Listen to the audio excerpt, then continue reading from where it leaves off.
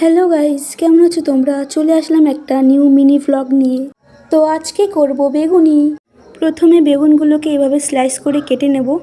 তো চলো শুরু করা যাক রেসিপি।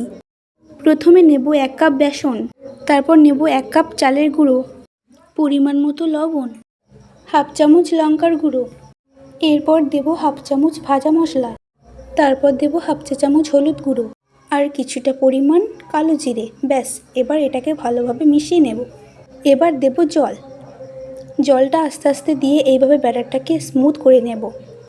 ব্যাটারটা কিন্তু বেশি পাতলাও হবে না, মোটাও হবে না, ঠিক এরকম স্মুথ আসবে। তো চলো এবার বেগুনিটাকে ভাজা যাক।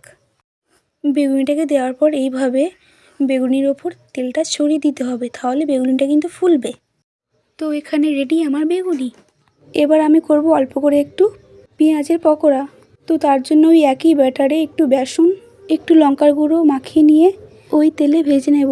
আমি গ্যাসের ফ্লেমটা কমিয়ে দিয়ে ভাজছি, কারণ পেঁয়াজের পকোড়াগুলো পুড়ে যেতে পারে। তো ফাইনালি সব ভাজাভুজি কমপ্লিট। এবার গ্যাসে চা বসিয়ে দেব। আজকে সন্ধ্যায় খাবারটা কিন্তু বেশ জমে যাবে। তো বন্ধুরা, ভিডিওটা ভালো লাগলে অবশ্যই লাইক কমেন্ট শেয়ার করে দিও। আর হ্যাঁ, অবশ্যই ট্রাই করো কিন্তু বাড়িতে।